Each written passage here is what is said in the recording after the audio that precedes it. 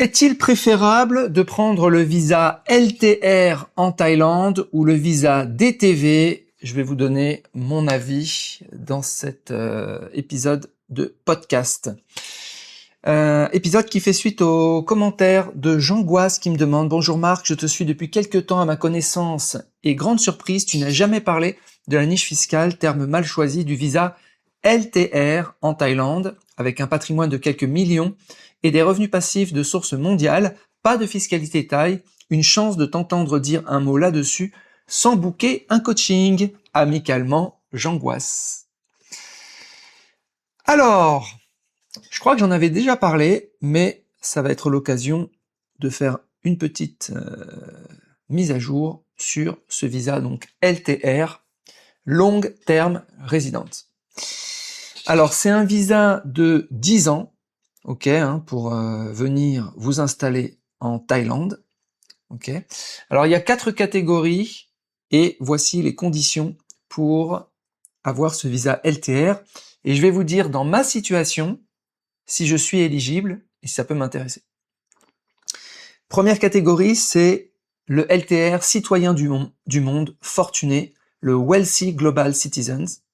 Patrimoine minimum 1 million de dollars américains d'actifs mondiaux. C'est bon, je les ai. Revenu 80 000 dollars sur les 2 dernières années. Ça passe aussi. C'est quand même un certain montant, mais ça passe. Investissement local, minimum 500 000 dollars US, injecté en Thaïlande sous forme d'obligations d'État, d'immobilier thaïlandais en nom propre ou action. Alors là, clairement, j'ai pas envie. J'ai pas du tout envie d'investir un demi-million de dollars donc en Thaïlande. Les obligations d'État en Thaïlande, elles sont à 2%.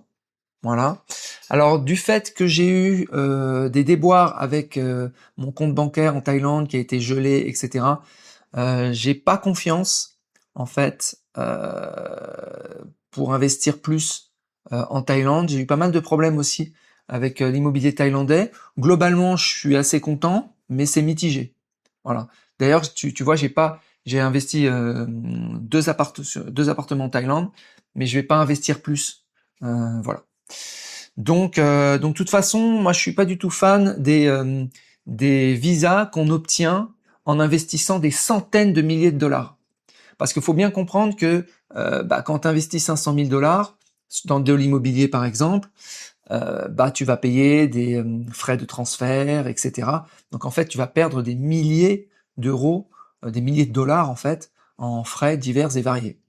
Les obligations d'État, elles sont à 2%, c'est extrêmement faible. Au même moment, on est à 5% sur des obligations d'État américaines. Donc tu vois une différence de 3%, c'est phénoménal. Sur 20 ans, 30 ans, on parle de dizaines de milliers de dollars de coûts d'opportunité. Donc clairement, non à cause de cet investissement qui est obligatoire. Deuxième possibilité, c'est le LTR retraité fortuné, Wealthy Pensioners. C'est à partir de 50 ans. Moi, j'ai pas 50 ans, j'ai 45 ans. Et donc, moi, je suis pas éligible. Les revenus passifs qu'on te demande, c'est 80 000 dollars. Honnêtement, là, je vois, si vos revenus passifs se situent entre 40 000 et 80 000, vous devez en contrepartie investir 250 000 dollars en Thaïlande. Donc là, pareil, pas d'investissement, pas de visa avec investissement. Ça m'intéresse pas. Ok.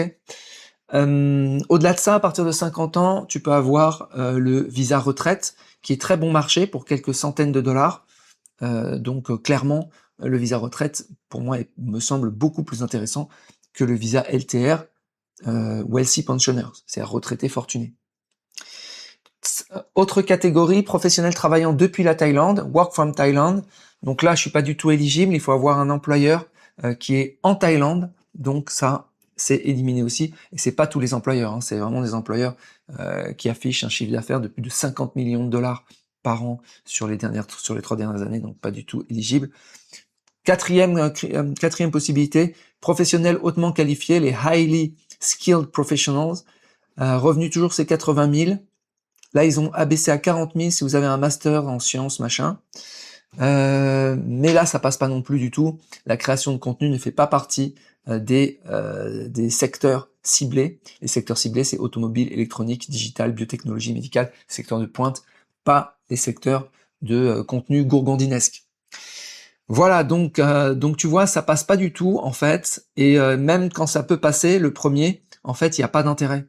Euh, alors on va aller regarder quand même dans les détails si voilà s'il pouvait y avoir un intérêt par rapport au DTV. Alors c'est un visa de 10 ans, le DTV c'est un visa de 5 ans. Ok. Tu n'as pas à faire les 90 days, peut-être tous les 90 jours pour tous les visas. Tu dois aller reporter. Bah ça t'as pas à le faire. C'est vrai que c'est un peu contraignant. Moi j'ai l'habitude de soit je fais faire des extensions à l'immigration et c'est vrai que ça me prend 3 heures. Soit en fait j'en profite pour sortir du pays et ne pas faire les 90 jours, partir en vacances. Donc en gros, je pars en vacances tous les 90 jours. C'est comme ça que je le fais.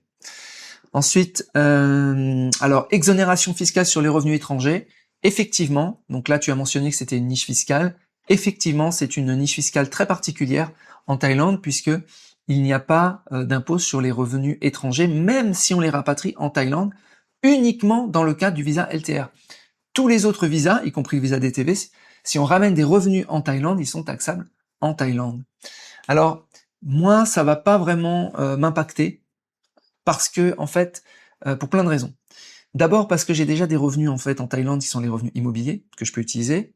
Ensuite, j'ai ramené de l'argent en Thaïlande alors que je n'étais pas résident fiscal en Thaïlande et là, bah, j'ai amassé un maximum de cash.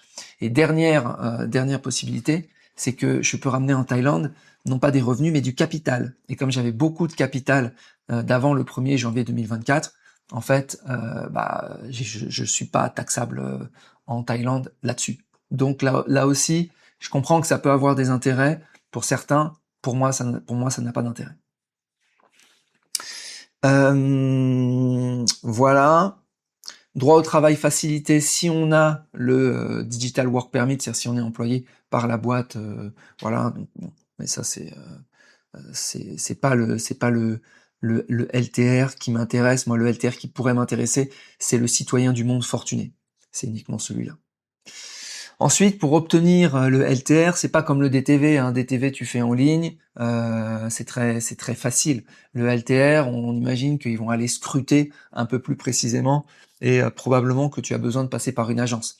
Alors que moi, le DTV, il m'a coûté 350 $ pour 5 ans. C'est le visa le moins cher du monde en termes de travail à distance. On est à moins de 100 $ par an. Tu te rends compte, 350 $ pour 5 ans, c'est juste incroyable. Aucun des autres pays aux alentours n'a des visas qui permettent de travailler à distance avec un prix aussi faible. Donc voilà. Continue. Alors, il coûte plus cher. Le visa LTR, il coûte 50 000 bahts.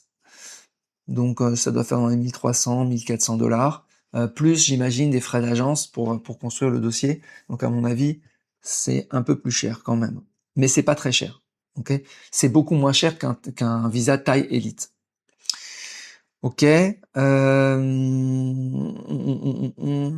qu'on peut dire d'autre? Alors, l'assurance santé est obligatoire pour le LTR, elle n'est pas obligatoire pour le DTV, mais bon, tout le monde prend une assurance, donc sinon, voilà.